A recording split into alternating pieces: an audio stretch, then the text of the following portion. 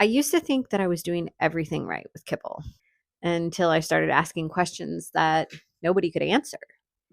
And now I'll probably never feed big brand Kibble again.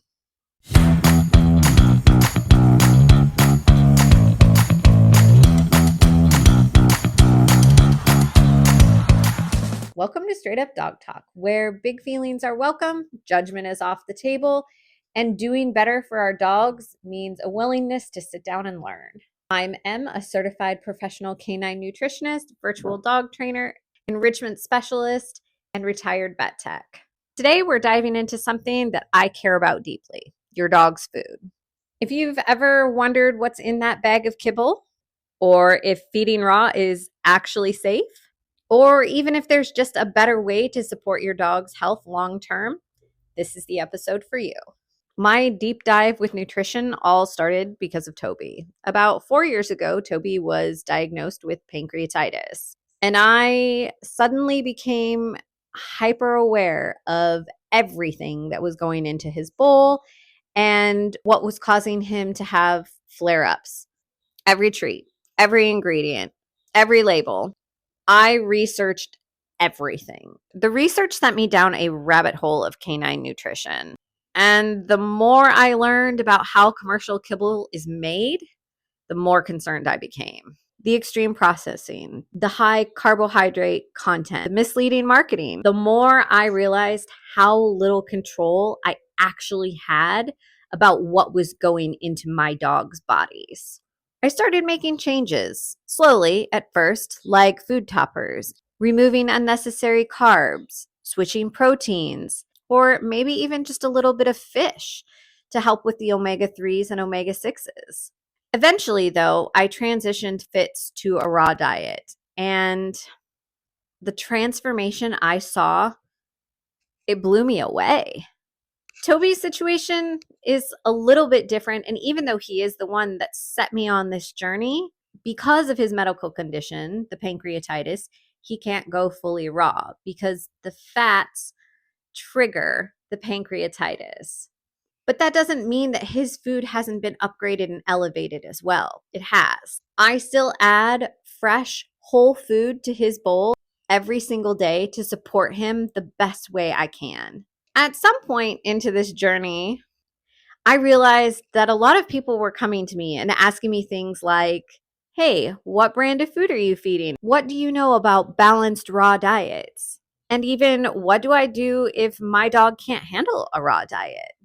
Along with these questions and some encouragement from two very good friends who are also canine nutritionists, Tanisha and Nellie, I realized that I had put in so much time, so much research, and so much energy that it seemed pointless for me to not be certified. Along with a broken foot to give me the extra time to sit down and study, it became the perfect opportunity for me to get my CPCN. And that's how I became a certified professional canine nutritionist, and why I help other pet parents learn more about the value of the food that is in their dog's bowl.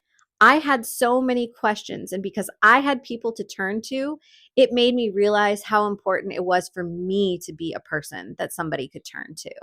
So now you're probably wondering, how do you build a bowl? And what do you base those ingredients on? There's actually a lot to it.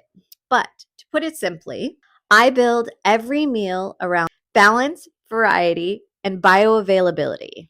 I use the Pet Matrix Thrive Pack Daily for supplemental support, the Feed Real Dog Box for harder to source items like dehydrated duck heads and some in-bone chews.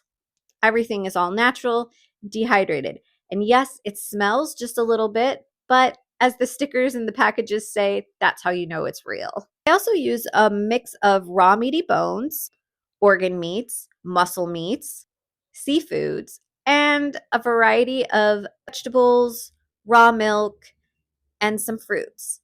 I also offer 6 customized raw recipes designed specifically for your dog's weight, energy levels, and dietary needs. You can book a consult with me at any time in the link in the episode description. The consult is free, and you can ask as many questions as you want. We'll work through exactly what's best for your dog not just what Google says. And look, I get it. Kibble is convenient, but there are some things that you should know. These were game changers for me, and they might be for you too. Most kibble is 40 to 60% carbohydrates, which dogs don't biologically need to survive, like at all. 0% requirement for carbohydrates in a dog's diet. Kibble is cooked at extreme temperatures, which strips it of nutrients that are essential to your dog's health and wellness. While synthetic vitamins are added back into your dog's kibble, these vitamins are not always able to be processed and digested and absorbed properly by your dog. And marketing phrases like all natural or complete don't actually mean what you think that they do. And here's the most terrifying part that most pet parents never even hear. That beautiful label that says complete and balanced, that's actually based on outdated guidelines. Dog food guidelines come from AAFCO, AAFCO. This stands for the Association of American Feed Control Officials. But here's the thing. AAFCO isn't a government agency. It isn't even a regulatory body. They don't test the pet food, they don't inspect facilities, and they don't issue recalls. They simply provide model guidelines, and whether or not those guidelines are enforced depends on the state that you live in, not AAFCO. To make things even murkier, the last major update to AAFCO's nutrient profiles was in 2006. This means a lot of the commercial food on shelves in today's pet stores is still being made based on science that's almost 2 decades old. No one's actually checking if the nutrients listed on the bag are actually usable in your pet's body. And that's a big deal because not all ingredients are bioavailable. So what is bioavailability? Bioavailability is a fancy way of saying, can your dog's body actually absorb and use the nutrients in this food? Just because a food contains vitamin and minerals doesn't mean that your dog's body can actually utilize them. For example, a raw sardine offers highly bioavailable omega-3s that your dog's body can fully absorb, versus a synthetic version of omega-3s added to your dog's kibble, cooked at 400 degrees, is not so much bioavailable. That is why fresh whole food matters so much, because it gives your dog nutrients in a form their body can actually recognize and benefit from. And that's why I started questioning everything I thought I knew about kibble. Being a vet tech, I spent years telling people to purchase certain brands based on what we were educated on in the clinic. Big brands of kibble come into the clinic, they pay for you to have lunch, they educate you on their product, and then they take you out to the shelves and show you exactly which foods to tell people to buy.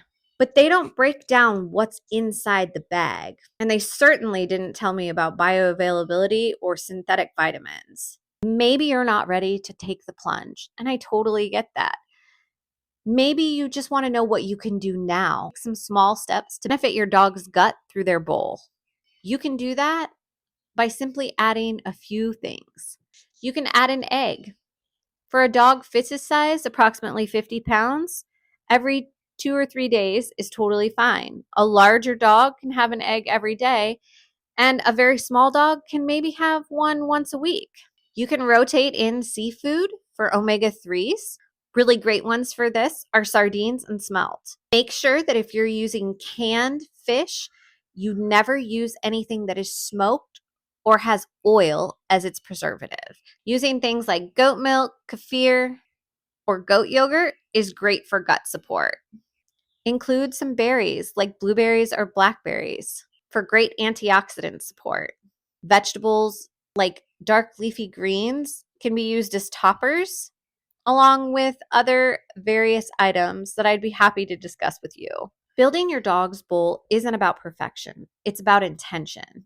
Feeding raw has given me back some control over what goes into my dog's body. It's given me some peace of mind, and it has also given Fitz the ability to fall in love with his food, something that he didn't have before. Fitz has been a picky eater since as long as I can remember. If it wasn't one thing, it was always another with him. He wouldn't eat the kibble. He would flip his bowl over.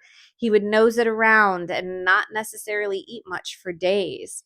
We have gone through probably 20 brands of kibble. And yes, there are some that he's okay with, but I have never seen him eat with so much excitement. His coat is softer. His poops are smaller. There are so many things that change when you feed your dog raw that brings them into this healthy, vibrant side of them that you've never seen before. And it makes it that much more rewarding every single time I go to the butcher and spend 4 hours portioning out a month's worth of food. And here's the deal. If you're still feeding kibble, no shame here. None at all. We start with what we know. We grow from what we learn. If you're ready to upgrade your dog's bowl, or you just want somebody to help you sort through all of the chaos there is when it comes to dog nutrition, I'm here to support you. Thanks for listening to this solo episode of Straight Up Dog Talk. If this episode opened your eyes or even made you a little bit curious, share it with a friend and leave a review if you found it helpful. I'll see you next time on Straight Up Dog Talk.